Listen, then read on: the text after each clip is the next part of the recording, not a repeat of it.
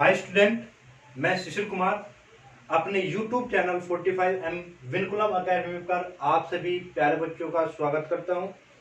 तो प्यारे बच्चों, लास्ट क्लास में हमने प्लेन मिरर और रिफ्लेक्शन के बारे में पढ़ा था। हमने दो इमेज भी वहां पर बनाई थी, एक आपकी पॉइंट ऑब्जेक्ट की यानी कि स्मॉल ऑब्जेक्ट की और एक थी एक्सटेंडेड ऑब्जेक्ट यानी कि बिगर ऑब्जेक्ट की। हमने प्लेन मिरर में टॉपिक है आपका real and the virtual image. ठीक है, तो इनको रियल और वर्चुअल इमेज को भी पढ़ने से पहले हम एक टॉपिक के बारे में बात करेंगे, इमेज की। इमेज होती क्या है?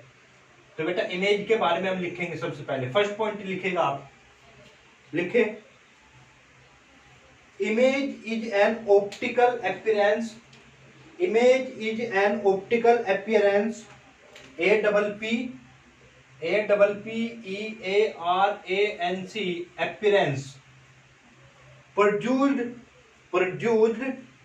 when light rays coming from an object, light rays rays coming from an object are reflected from a mirror,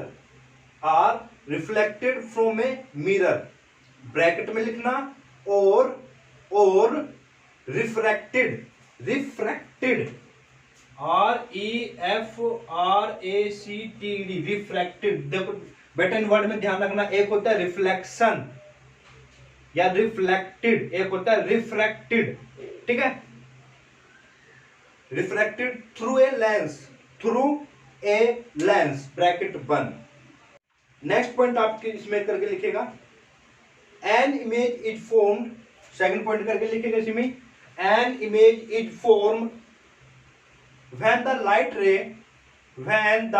ray coming from an object, when the light ray coming from an object meet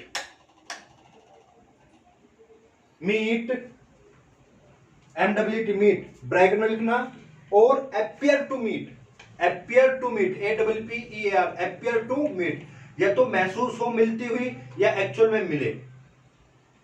eight a point after reflection from a mirror, bracket में लिखना बेटा, और refraction through a lens. ठीक है जी, यानी कि कोई भी इमेज कब फॉर्म होगी? पहले तो बात है इमेज क्या है, ऑप्टिकल अपीयरेंस है। नंबर 2, इमेज कब फॉर्म होगी? जब कोई भी दो लाइट रे एक किसी पॉइंट पर या तो मिलती हुई या एक्चुअल में मिल ले। ठीक है, आपको वही पॉइंट पर आपकी क्या बनती है, इमेज बनती है किसी भी ऑब्जेक्ट की। ठीक है बेटा, नेक्स्ट हेडिंग डाल के टाइप्स ऑफ इमेज। तो जो इमेज होते हैं वो दो तरीके के होते हैं, आपकी real image and the virtual image. तो देन हेडिंग लिखिएगा आप रियल इमेज, और बेटा इसमें फर्स्ट पॉइंट लिखेगा आप, हेडिंग लिखेगा रियल इमेज और फर्स्ट पॉइंट लिखिएगा, a real image is form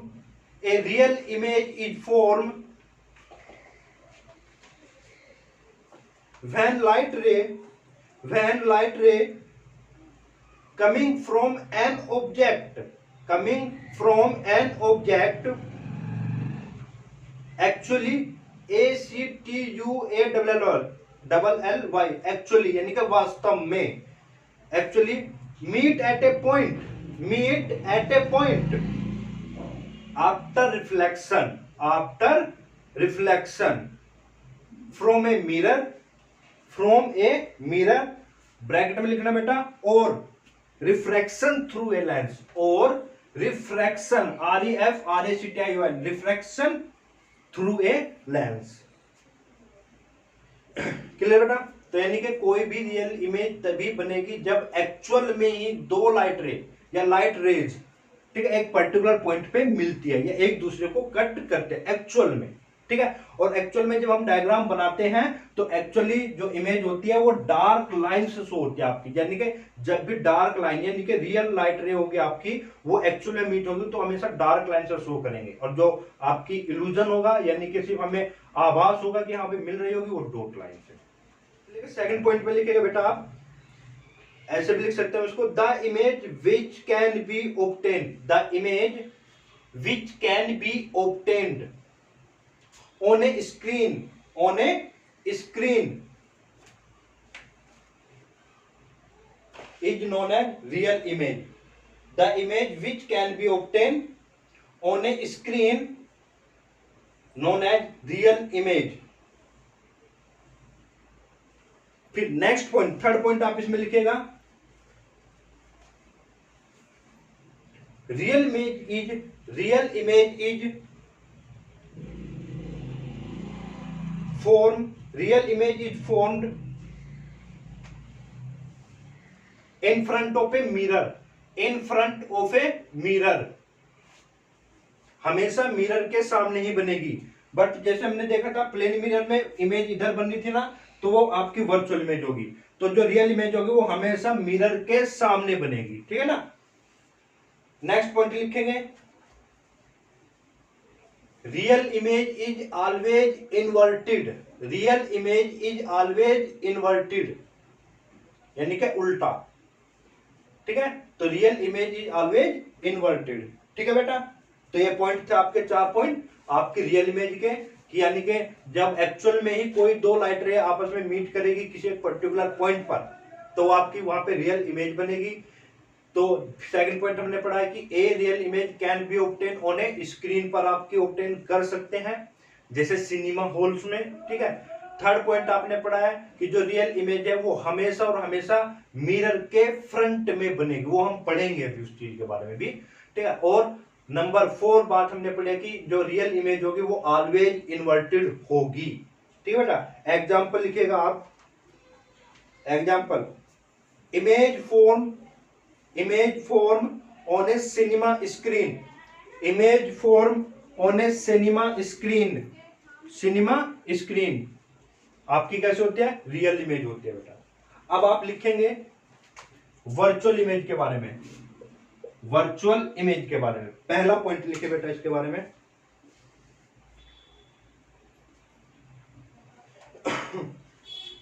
लिखिए, a virtual image is form, a virtual image VIRTUL, virtual image is form when light ray coming from an object, when light ray coming from an object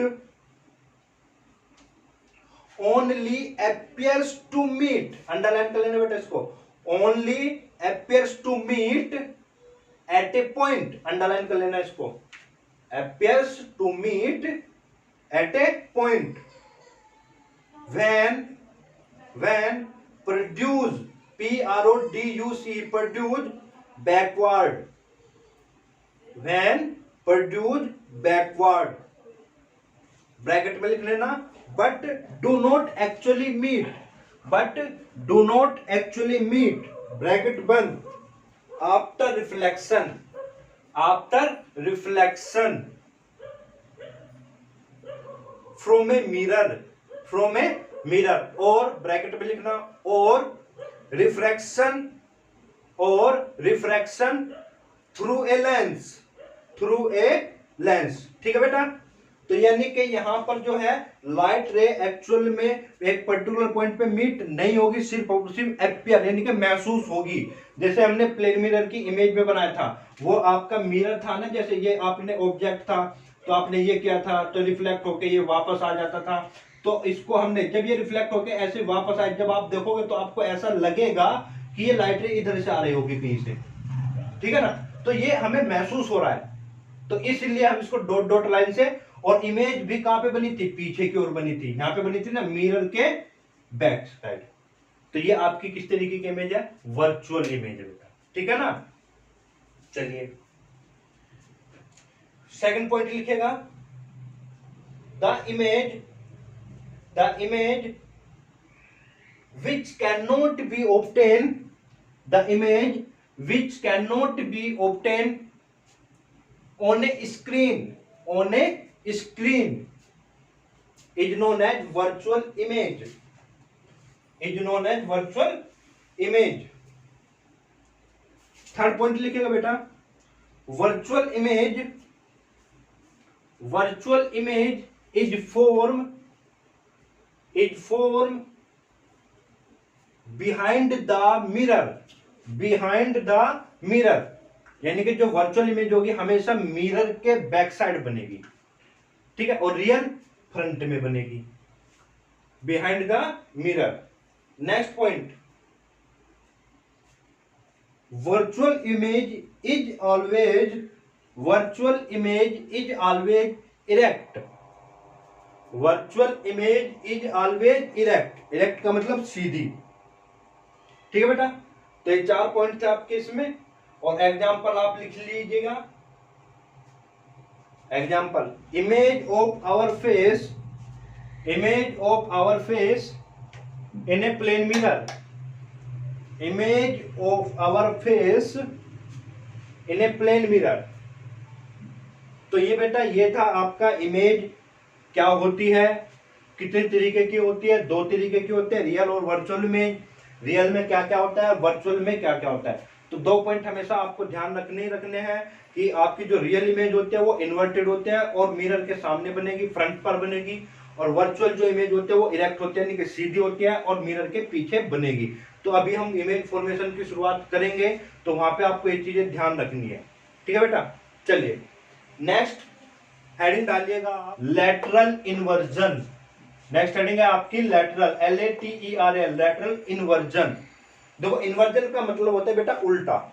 जैसे आपने देखा होगा plane mirror के सामने आप खड़े होंगे, तो प्लेन मिरर के सामने आप खड़े होना और अपना राइट हैंड जब मिरर के सामने करोगे ऐसे, तो आपको मिरर में वो लेफ्ट हैंड नजर आएगा। आप मिरर के हिसाब से देखोगे तो वो आपको लेफ्ट आएगा, पर एक्चुअल में आपका राइट है, पर मिरर में लेफ्ट शो करेगा। लेफ्ट दिखाओगे तो राइट शो करेगा आपका, ठीक है ना। तो ये आपका क्या होता है, यानी कि आपकी जो राइट साइड है वो मिरर में लेफ्ट साइड होगी, और जो आपकी लेफ्ट साइड है वो मिरर में कैसी होगी, आपकी लेफ्ट साइड जो है वो राइट साइड होगी, यानी कि उल्टा करके दिखाता है, ठीक है ना। तो यही आपका क्या कहलाता है, लैटरल। जो प्लेन मिरर में जो हमारी इमेज बनती है वो उसको साइड वाइज आपका इन्वर्ट करके दिखाता है। तो इसके बारे में सबसे पहले लिखिएगा लैटरल इन्वर्जन होता क्या, डेफिनेशन लिखिएगा। लिखो बेटा, when an object is placed replaced in front of a plane mirror, then the right side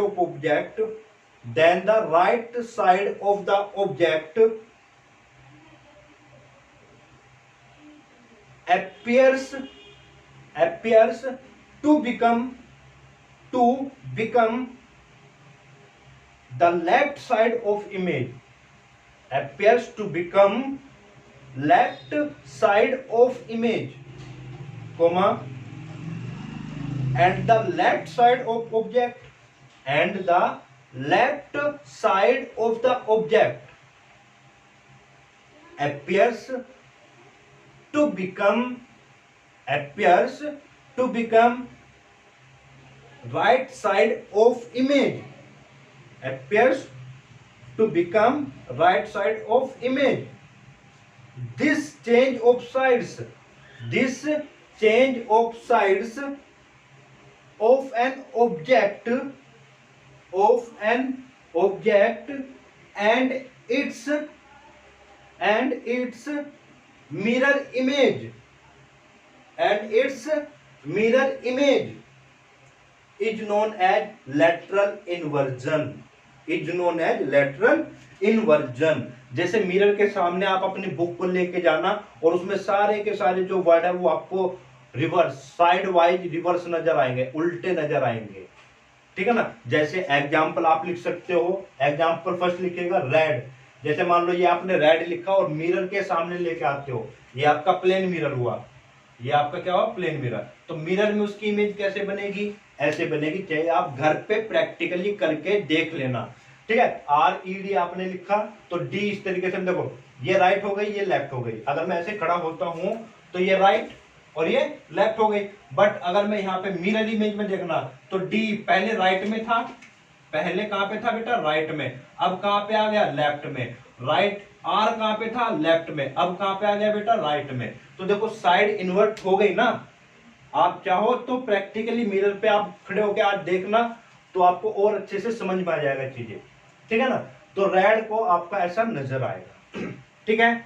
चलिए फिर सेकंड एग्जांपल लिखेगा आप, एम्बुलेंस। सेकंड एग्जांपल है आपका एम्बुलेंस, ठीक है, AMBULANC। आपने बच्चों देखा होगा एम्बुलेंस जो गाड़ी होती है ना, एम्बुलेंस के बिल्कुल फ्रंट पे ये इस तरीके से लिखा रहता है, इस तरीके से इन्वर्टेड लिखा रहता है। क्यों लिखा रहता है भाई, जैसे मान लो हमें पता है कि एम्बुलेंस का काम क्या होता है, बेचारे जो आपके सीरियस पेशेंट होते हैं उनको हॉस्पिटल तक पहुंचाना, ठीक है जी। अब जैसे आपकी गाड़ी है, आप गाड़ी में बैठ के जा रहे हो, ठीक है, और पीछे से एम्बुलेंस आ रही है। अगर देखो बेटा, अब बाहर खिड़की से निकाल के तुम देखोगे बार बार पीछे की पीछे कौन सा वाहन आ रहा है कौन सा नहीं, ठीक है जी। तो जो हमारे गाड़ी के साइड में जो छोटे छोटे जो दो मिरर होते हैं ना, एक इधर लेफ्ट में और एक राइट में, ड्राइवर साइड में, ठीक है नहीं, तो वहां पे आप उसको बैक साइड उस मिरर से देख सकते हैं, ठीक है। और हमें पता है कि भाई जो मिरर है उसमें तो हमें चीजें कैसे नजर आएगी, उल्टी नजर आएगी, लैटरली इन्वर्टेड नजर आएगी। तो अगर आपने एम्बुलेंस के फ्रंट पे यही लिखा होगा ऐसा एम्बुलेंस, तो वो आपको आपके मिरर में कैसे नजर आएगा, ऐसे आएगा। तो इसको समझने में आपको क्या लगेगी, देर लगेगी।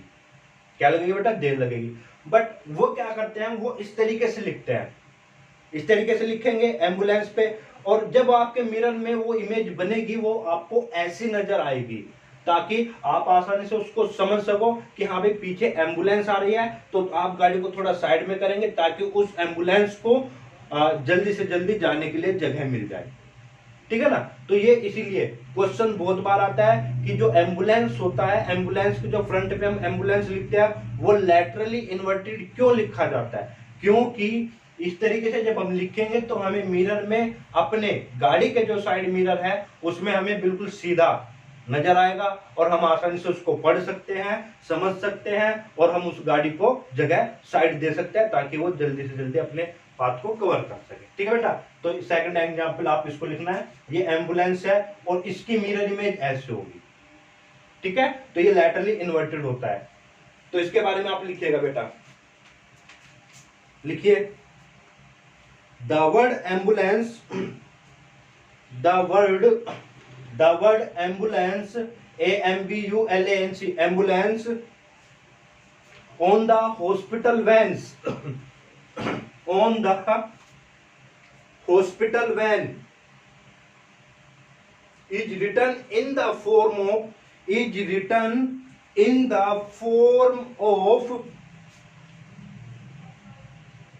its mirror image, is written in the form of its mirror image। ये लिख देना है अब आपको। तो इसकी मिरर इमेज क्या है, ये तो इस तरीके से लिखा रहता है, AMBULANC। ये वर्ड लेटर भी आपको ऐसे ही लिखने हैं, ambulance, because when we are driving, driving in our car and see the hospital van coming from behind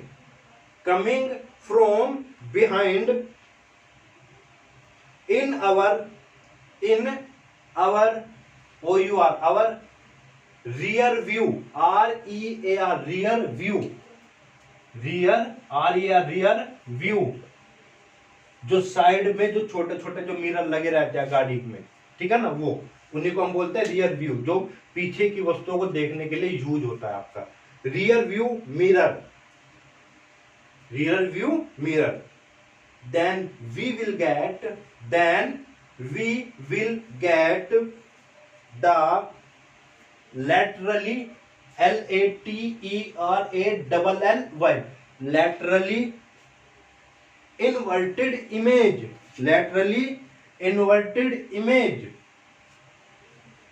laterally inverted image of ये वाला वर्ड लिख लेना बेटा, ये वाला वर्ड ठीक है, लैटरली इन्वर्टेड इमेज ऑफ, ये वाली चीज लिखो,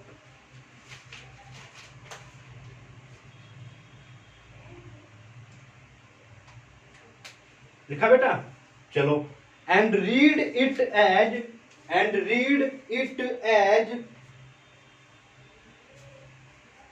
एम्बुलेंस, एम्बुलेंस, ये वाला वर्ड लिखना बेटा, एम्बुलेंस। ठीक है बेटा, नेक्स्ट हेडिंग लिखेगा बेटा आप, use of plane mirrors, plane mirror are used to see ourselves, OURSELVS, ourself यानी कि हमें खुद को देखने के लिए काम होता है। Use to see ourselves, comma, dressing tables and in bathrooms, ठीक है ना। तो आपका जो प्लेन मिरर यूज होता है, हम यूज करते हैं उसको अपने आप को देखने के लिए, जैसे आप बाथरूम में आपके मिरर होता है, या आपके ड्रेसिंग टेबल में भी मिरर्स होते हैं आपके। ठीक है जी। फिर सेकंड पॉइंट लिखिएगा, plane mirror are fixed on the inside walls of certain soap like jewelry soap, JEWELLERY, jewelry soap, to make them look bigger,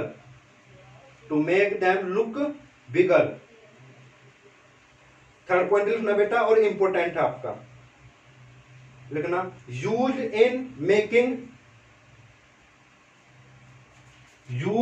making periscope, PERISCOPES, पेरिस्कोप्स, ये भी एक आपका ऑप्टिकल इंस्ट्रूमेंट होता है जिसका हम यूज करते हैं। जैसे टेलीस्कोप होता है, माइक्रोस्कोप होता है, उसी तरीके से पेरिस्कोप भी होता है। फोर्थ पॉइंट लिखेगा बेटा इसमें, plane mirror are fixed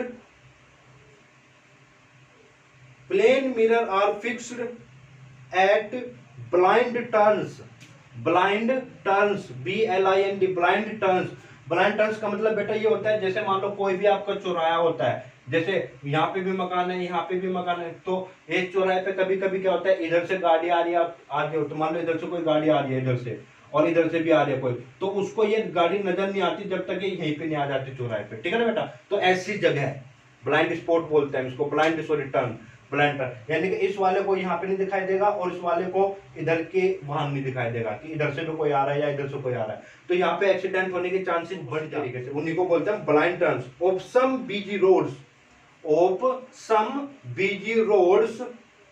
so that the drivers can see the vehicle,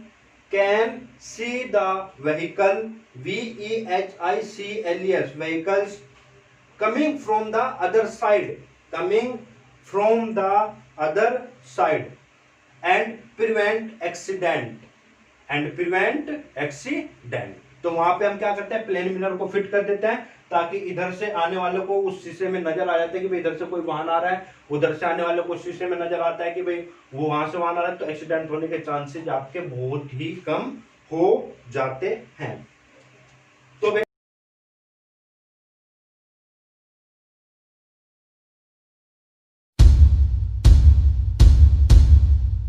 चलो बेटा, अब हम बात करते हैं नेक्स्ट टॉपिक की। नेक्स्ट टॉपिक है आपका reflection of light from curve surface और स्फेरिकल मिरर्स से। ठीक है नहीं, अभी तक हमने पढ़ा है प्लेन मिरर, अब हम पढ़ेंगे स्फेरिकल मिरर। तो सबसे पहले आप हेडिंग डालिएगा स्फेरिकल मिरर। ठीक है जी, स्फेरिकल मिरर होता क्या है, वो चीज के बारे में बात करते हैं। तो बेटा मैं पहले थ्योरी लिखवाऊंगा, फिर आपको मैं एक एक पॉइंट समझाऊंगा भी। तो लिखे बेटा, स्पेरिकल मिरर के बारे में, a mirror whose reflecting surface is curved curved curved or spherical is called a spherical mirror और करके लिखिए, और एक और डेफिनेशन आप लिख सकते हैं इसकी, और a spherical mirror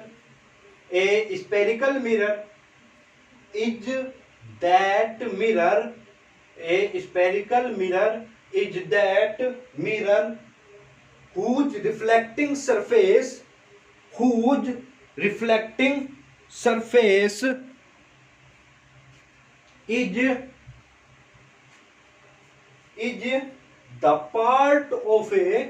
is the part of a hollow hollow खोखला hollow sphere of glass। ठीक है बेटा, चलिए फिर आप लिखिएगा types of spherical mirror. Next point करके लिखेगा टाइप्स ऑफ स्पेरिकल मिरर। तो लिखना बेटा there are two types of spherical mirror. Number 1 आपको लिखना है कॉनकेव मिरर, और सेकंड है बेटा कॉन्वेक्स मिरर।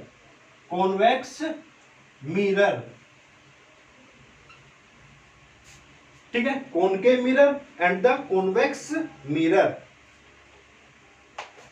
तो बेटा पहले हम बात करेंगे कॉन्वेक्स मिरर की, तो इसमें हेडिंग लिखिएगा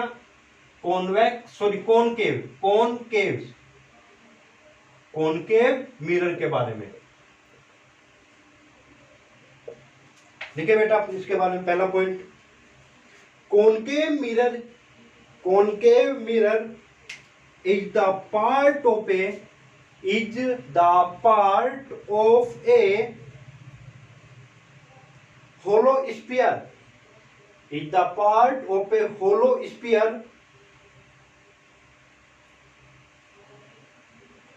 whose outer surface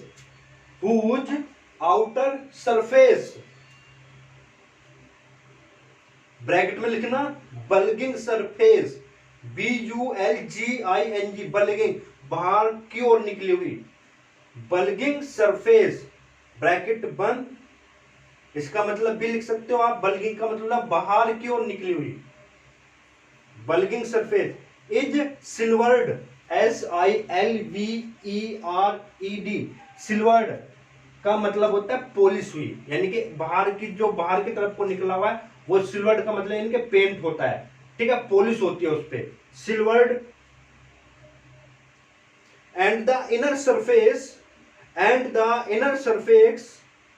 act as reflecting surface, and the inner surface act as reflecting surface। ठीक है बेटा, थोड़ी सी जगह छोड़ देना, एक डायग्राम हमें बनाना है, उसके बाद में आप लिखना कॉनकेव, थोड़ी जगह छोड़ देना, 5-6 लाइनें डायग्राम बनाना हमें, फिर बाद में लिखना आप कॉन्वेक्स मिरर। तो इसमें लिखे बेटा convex mirror is the part of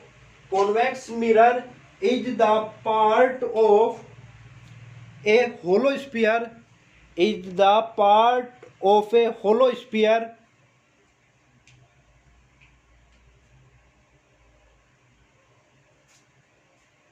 whose outer surface act as reflecting surface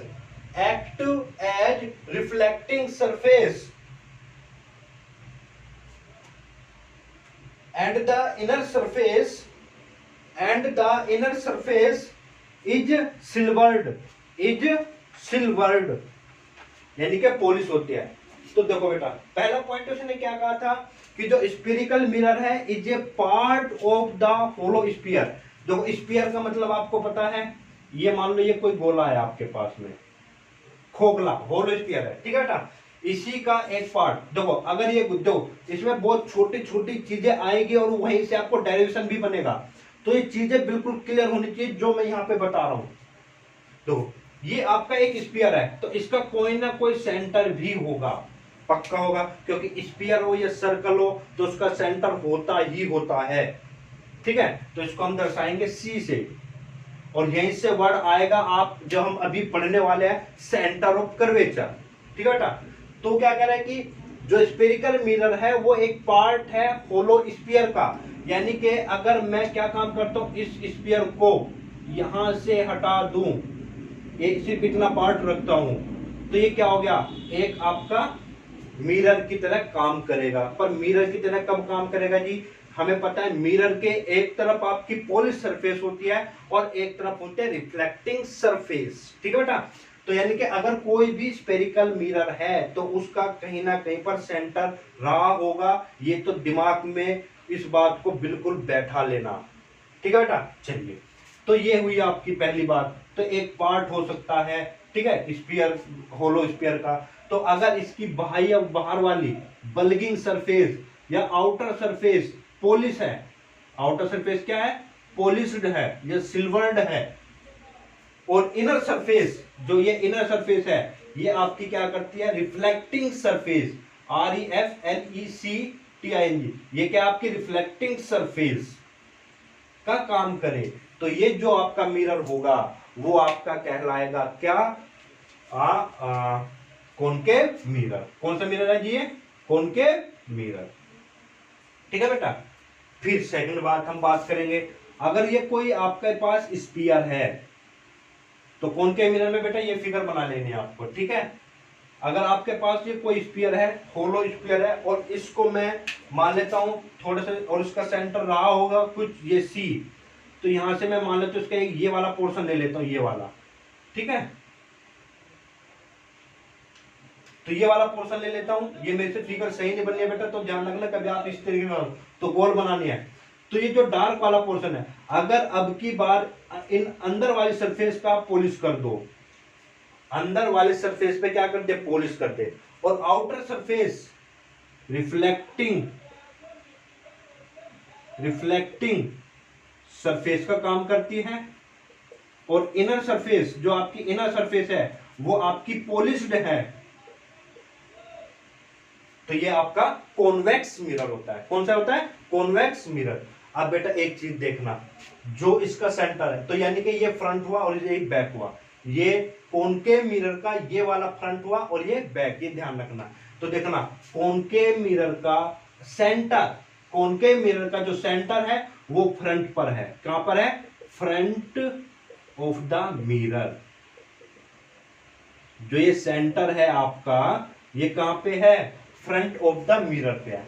और बेटा अगर मैं यहां पे बात करूं तो जो ये सेंटर है किसके लिए, कॉन्वेक्स मिरर के लिए, तो फ्रंट तो इसका भी ये हुआ ना, ये फ्रंट हुआ और ये बैक हुआ, तो यानी कि मैं बोल सकता हूं कॉन्वेक्स मिरर के लिए जो सेंटर है वो उसका बैकवर्ड है। कहां पे है, बैकवर्ड है, यानी कि बैकवर्ड या behind the mirror, BEHIND, behind the mirror. कौन है जी, सेंटर। और पूरा बोलूंगा तो सेंटर ऑफ कर्वेचर। कर्वेचर का मतलब ये जो शेप है ना, ये ही शेप आपकी कर्वेचर कहलाती है, यानी कि कितने पार्ट से लाइट रिफ्लेक्ट हो रही है वही कर्वेचर कहलाती है आपकी।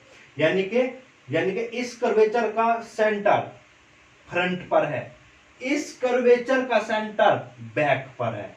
और यहां से बहुत चीजें प्लस माइनस में आप सीखोगे साइन कन्वेंशन में, तो ये चीजें आपको रटनी नहीं पड़ेगी अगर यहीं पे आप चीजें समझ लेते हो, ठीक है बेटा। तो याद रखना है कॉनकेव मिरर का जो सेंटर ऑफ कर्वेचर है कहां पे है, फ्रंट पे, और कॉन्वेक्स के लिए कहां पे है, बैक में, यानी कि बिहाइंड द मिरर। ये बात क्लियर है बेटा। चलिए बेटा अब हम बात करेंगे सम वेरी इंपॉर्टेंट टर्म्स की। तो जब हम यहाँ पे मिरर्स के बारे में पढ़ेंगे तो ये टर्म्स का बार बार यूज होगा, तो सबसे पहले हमारा काम है इन्हीं पॉइंट्स के, इन्हीं टर्म्स के बारे में डिस्कस करते हैं ताकि हमें कोई आगे प्रॉब्लम ना हो। तो ये हेडिंग लिखेगा सम वेरी इंपॉर्टेंट टर्म, उसके बारे में सबसे पहला पॉइंट लिखेगा सेंटर ऑफ कर्वेचर। सबसे पहला पॉइंट लिखेगा सेंटर ऑफ कर्वेचर, लिखे बेटा इसके बारे में। The centre of a hollow sphere, the centre of a hollow sphere of which the curved curved the curved or spherical mirror form a part form a part is known as center of curvature, is known as center of curvature। ठीक है बेटा, इसके लिए आप जगह छोड़ देना, 3 से 4 लाइनें डायग्राम बनाएंगे हम। ठीक है बेटा, फिर सेकंड पॉइंट आप लिखना radius of curvature, radius of curvature लिखना the radius of a hollow sphere, the radius of a hollow sphere of which the spherical mirror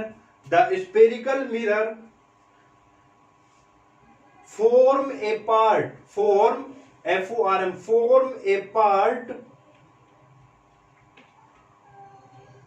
is known as radius of curvature, is known as radius of curvature। और centre of curvature को सी से दर्शाते हैं, capital C से, और radius of curvature को capital R से। ठीक है बेटा, इसमें भी आप रहने देश में जगह मत छोड़ना, इन दोनों के लिए मैं एक डायग्राम बना दूंगा। फिर नेक्स्ट लाइन से कंटिन्यू करिए, पोल, थर्ड आप पॉइंट लिखेगा पोल, POLE पोल, ब्रैकेट में कैपिटल P से दर्शाते हैं उसको। लिखिए the mid point of a spherical mirror, the midpoint of a spherical mirror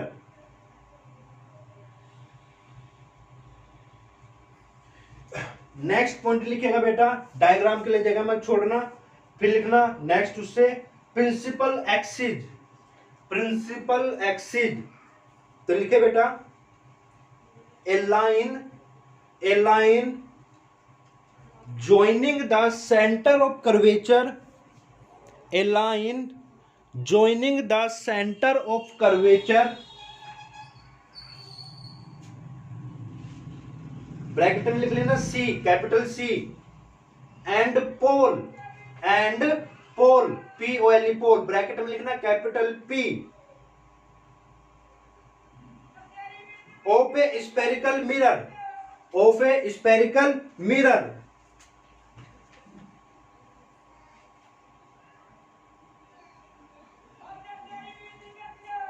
and extended on either side, and extended on either side, either का आप ब्रैकेट में लिख सकते हैं बेटा both,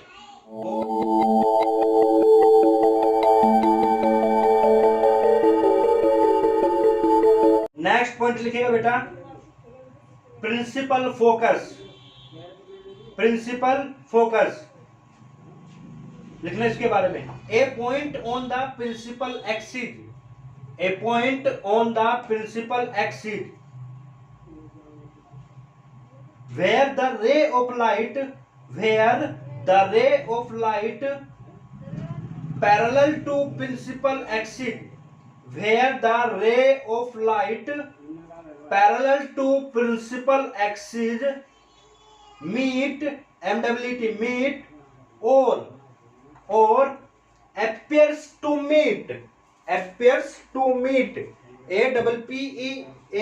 appears to meet after reflection from the spherical mirror is known as principal focus और denoted by F। ठीक है बेटा, focal length लिखे बेटा the distance between the pole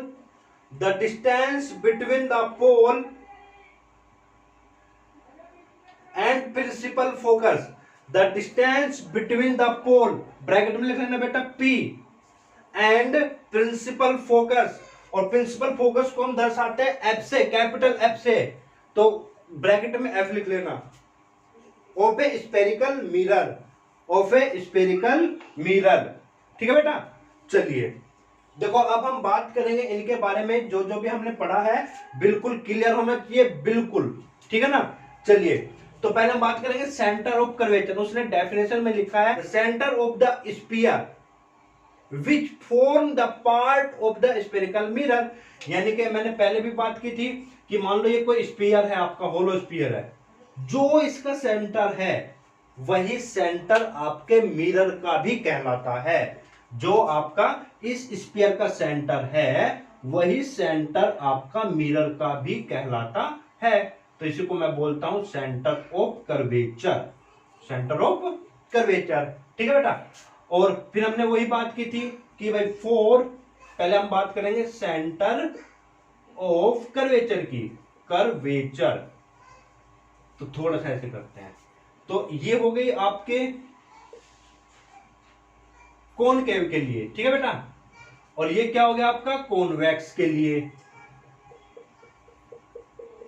ठीक है। इसका सेंटर यहां पे क्योंकि गोला ऐसे बना होगा और इसका गोला ऐसे बना होगा, तो यहाँ पे जो सेंटर ऑफ कर्वेचर है यानी कि सी है और यहाँ पे सी है, तो यहाँ पे कहां पे है आपका फ्रंट ऑफ द मिरर। लिखते रहना बेटा साथ साथ में, front of mirror, MIRR mirror. और ये क्या होता है आपका behind the mirror, behind the mirror, ठीक है बेटा। अच्छा जी, फिर आपकी रेडियस ऑफ द कर्वेचर। तो रेडियस ऑफ कर्वेचर के लिए जो रेडियस आपकी उस स्फीयर की थी जिसका आपने मिरर बनाया, वही रेडियस आपकी कर्वेचर की भी होगी। यानी कि जैसे ये स्फीयर था आपके पास में, ये वाला और ये वाला, तो जो रेडियस इस स्फीयर की थी या इस स्फीयर की थी, वही रेडियस आपकी किसकी कहलाएगी, अपर्चर की, ठीक है नहीं, या कर्वेचर की, रेडियस ऑफ कर्वेचर की कहलाएगी। अब बेटा हम बात करेंगे रेडियस ऑफ कर्वेचर की। तो रेडियस ऑफ कर्वेचर से मतलब क्या था, देखो जैसे हमारे पास ये कॉनकेव मिरर था, ये कॉन्वेक्स मिरर था, तो ये किसी एक स्फीयर का पार्ट था, ये भी किसी एक स्फीयर का पार्ट था। तो जो रेडियस आपके उस स्फीयर की थी वही रेडियस आपकी इनकी कर्वेचर की भी होगी, ठीक है बेटा। तो इसी को हम बोलते हैं रेडियस ऑफ द कर्वेचर, ठीक है। फिर बात करते हैं पोल की, यानी कि उसने कहा है कि the centre of the spherical mirror. मान लो ये आपका स्फेरिकल मिरर था कॉनकेव, ठीक है बेटा, ये इसका सेंटर ऑफ कर्वेचर है, ठीक है। जो इसका सेंटर होता है, इस कर्वेचर का जो सेंटर होगा, मान लो ये आपका पोल कहलाएगा, ठीक है। स्फीयर का सेंटर, सेंटर ऑफ कर्वेचर, पोल जो इस स्फीयर का सेंटर है, यानी कि यहां पे जो आधा पोर्शन इसका ऊपर, आधा पोर्शन नीचे, तो ये जो पॉइंट होता है, और ये पॉइंट हमेशा पोल जो होता है वो आपका मिरर के ऊपर होता है, ठीक है। तो ये आपका क्या कहलाता है, पोल, ये आपका सेंटर ऑफ कर्वेचर। इसी तरीके से जैसे आपका ये वाला मिरर है, कौन सा है जी, कॉन्वेक्स। तो कॉन्वेक्स का तो अंदर की तरफ पॉलिश होती है, तो इसका जो सेंटर है यहां पे ये पोल कहलाएगा, ठीक है बेटा। और इसका सेंटर ऑफ कर्वेचर ये रहा, ठीक है जी। चलिए अब हम बात करते हैं प्रिंसिपल एक्सिस की।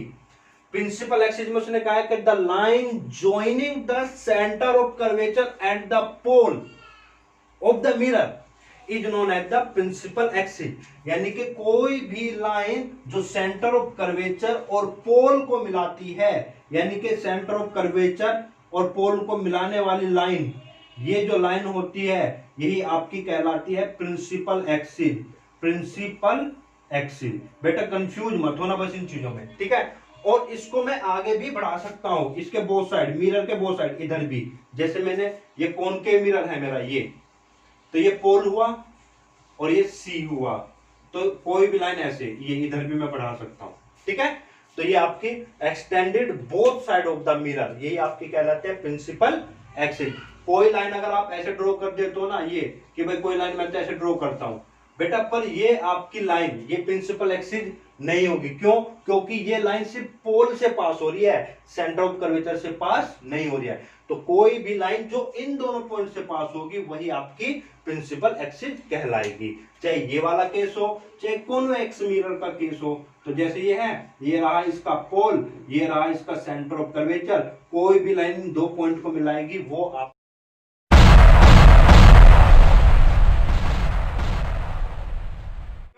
हम बात करेंगे प्रिंसिपल फोकस की। देखो डेफिनेशन में क्या कहा गया है प्रिंसिपल फोकस की, देखो इसने कहा है a point on the principal axis. पहले तो बात ध्यान रखना बेटा, ये जो पॉइंट होगा ये प्रिंसिपल एक्सिस पर होगा। प्रिंसिपल एक्सिस का मतलब इस लाइन पर कहीं होगा, इसी लाइन पर होगा, या फिर ये इस लाइन पर होगा, कहीं पर भी प्रिंसिपल एक्सिस पर ही होगा वो पॉइंट। अच्छा जी, कौन सा पॉइंट होगा कि where the rays of light parallel to the principal axis, where the parallel rays of light, ठीक है, मीट करती है आफ्टर रिफ्लेक्शन। कहने से मतलब क्या है कि मान लो ये लाइट रे आ रही है और ये पैरेलल होनी चाहिए प्रिंसिपल एक्सिस की। मान लो ये लाइट रे है तो प्रिंसिपल एक्सिस के पैरेलल है ना, ये मेरी प्रिंसिपल एक्सिस है, तो लाइट रे इसके पैरेलल आई, ठीक है। मान लेते हैं हम ये लाइट रिफ्लेक्ट होने के बाद ऐसे गई इस पॉइंट से, तो एक और लाइट रे मान लेते हैं पैरेलल है, तो ये भी रिफ्लेक्ट होने के बाद इसी पॉइंट से होकर जाएगी। और मान लो इधर से कोई लाइट रे आती है तो ये भी रिफ्लेक्शन के बाद इस पॉइंट से होकर जाएगी। या मान लो कितनी भी आप पैरेलल लाइट है, ये भी रिफ्लेक्शन होकर इसी पॉइंट से होकर जाएगी।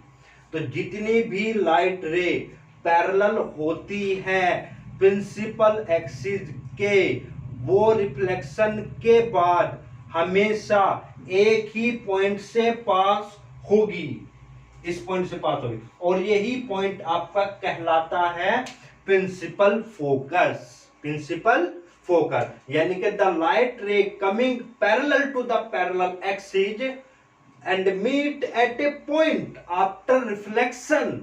रिफ्लेक्शन के बाद पॉइंट पर मिलती है, और वो पॉइंट कहां पे लाई करता है, the point lies on principal axis. तो वही पॉइंट आपका क्या कहलाएगा, फोकस, प्रिंसिपल फोकस। तो यहां पर तो ये एक्चुअल में मिलती है, तो एरो लगाना बहुत जरूरी है, जो डायरेक्शन शो करना। रिफ्लेक्शन के बाद ऐसे गई, ये भी ऐसे गई, ठीक है बेटा। अच्छा, ये आपका प्रिंसिपल फोकस हो। अब यहां पे बात करते हैं, यहां पर तो एक्चुअल में मिली। अब यहां पे देखो तो लाइट रे ये आपका प्रिंसिपल एक्सिस है, ये तो रिफ्लेक्शन तो इधर से होगा, इधर से तो होगा नहीं, ठीक है। तो light ray parallel to the principal axis, तो ये लाइट रे आई बेटा प्रिंसिपल एक्सिस के पैरेलल, तो ये इधर आई, टकराएगी इससे, रिफ्लेक्ट होगी, तो ये रिफ्लेक्ट होके इधर नहीं जाएगी क्योंकि पॉलिश सरफेस है, और ये रिफ्लेक्ट होके इधर चली जाएगी बेटा, ठीक है। अब फिर वही जो हमने प्लेन में, अगर आप इस लाइट रे को देखोगे तो मुझे ये लग रहा होगा कि भाई ये लाइट रे कहीं इधर से आ रही है, ये लाइट रे कहीं इधर से आ रही है, ठीक है बेटा। ये सीधी होगी, स्केल रखोगे बिल्कुल सीधी बनानी है, ठीक है। तो फिर मैं एक लाइट रे और ले लेता हूं, तो ये भी रिफ्लेक्ट होके इधर आ जाएगी। तो आप इसको भी ध्यान से देखोगे तो ये भी आपको ऐसा लगेगा कि भाई ये कहीं इधर से आ रही है, तो ये भी नहीं सी, इधर होगी लाइट रे, ये रही जी, तो ये रिफ्लेक्ट होके इधर आएगी। बट आपको क्या महसूस होगा कि भाई ये लाइट रे इधर से कहीं से आ रही है। इसको मैं थोड़ा सा प्लीज थोड़ा फिगर को दोबारा बना देता हूँ, ये रिफ्लेक्ट होकर आएगी, तो आपको ऐसा लगेगा कि भाई ये लाइट रे कहीं से ऐसे आ रही है। डायग्राम बेटा बड़े ध्यान से बनाना पड़ेगा आप लोगों को, ये चीज हो गई, ठीक है। तो इस तरीके से कोई भी लाइट रे ले, तो आप ये लाइट रे है तो रिफ्लेक्ट होने के बाद ऐसे जाएगी, ठीक है, तो ये गई इधर से, तो ये भी आपको क्या होगा, ये महसूस होगी भाई लाइट रे ये थोड़ा ज्यादा होगी, तो थोड़ा सा ऐसे आपकी, ठीक है। तो ये आपको क्या लगेगा, अब ये लाइट रे एक्चुअल में यहाँ पे तो इकट्ठी हो रही थी, यहाँ पे फैल जा रही है, ठीक है ना। तो आपका यही चीज है, यहाँ पे एक्चुअल में मीट नहीं हो रही है, सिर्फ हमें अपियर्स टू मीट हो रही है। तो इसका फोकस कहां पे होगा, प्रिंसिपल फोकस यहाँ पे होगा, पर अब भी कहां पे होगा, पॉइंट पे, प्रिंसिपल एक्सिस पर ही होगा। तो यहाँ पे ध्यान देना, यहाँ पे जो प्रिंसिपल फोकस है, जो एफ है, वो क्या है जी, फ्रंट ऑफ मिरर है, फ्रंट ऑफ मिरर। और यहाँ पे प्रिंसिपल फोकस क्या है बेटा, बिहाइंड द मिरर। ये चीज बहुत नोट करने का, बिहाइंड द मिरर, ठीक है बेटा। तो यही चीज आपकी प्रिंसिपल फोकस की होती है। यहाँ पे अपियर्स टू मीट है, तो यहाँ पे हम बोल सकते हैं वर्चुअल फोकस है आपका, क्या है, वर्चुअल, क्योंकि यहाँ पे हमें सिर्फ एक भ्रम है कि आ रही है, पर एक्चुअल में तो लाइट रे यहीं से रिफ्लेक्ट होकर इधर चली जा रही है, फैल जा रही है। तो फैल जाने को हम बोलते हैं डाइवर्ज, ठीक है, डाइवर्ज।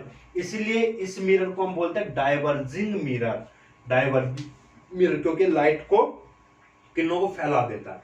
और ये क्या कर रहा है, कन्वर्ज, इकट्ठा कर रहा है एक पर्टिकुलर पॉइंट पे, तो इसको मैं बोलता हूं कन्वर्जिंग मिरर, कन्वर्जिंग मिरर।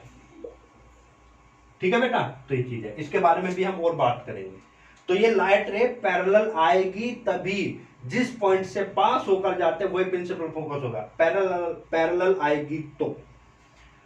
फिर बात करते हैं फोकल लेंथ। तो फोकल लेंथ का मतलब होता है the distance between the focus and the pole, यानी कि पोल और फोकस के बीच की दूरी, पोल और फोकस के बीच की दूरी। कौन सी दूरी जी, ये वाली, ये वाली, ठीक है ना। तो P और F क्या होती है आपकी फोकल लेंथ, LENGTH, ठीक है बेटा। यहां पर भी पोल और फोकस, तो डेफिनेशन से आप डायग्राम अगर समझ में आ जाता है तो हर एक चीज आप अपनी लैंग्वेज में भी बना सकते हैं, ठीक है बेटा।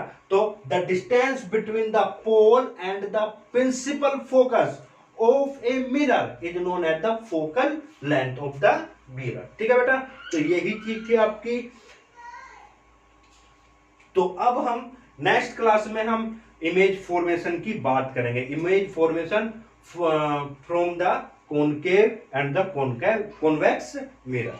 तो ये पॉइंट आप नोट कीजिएगा। अगर किसी भी बच्चे को किसी तरीके का डाउट आता है तो प्लीज मुझे कमेंट सेक्शन में आप जरूर अपनी प्रॉब्लम्स को सेंड कीजिएगा। आप पर्सनली भी कॉल कर सकते हैं, ठीक है बेटा। तो यही सब चीजें हैं आज की क्लास के लिए। तो नेक्स्ट क्लास आप जरूर नेक्स्ट क्लास में नया टॉपिक, ठीक है बेटा। चलिए।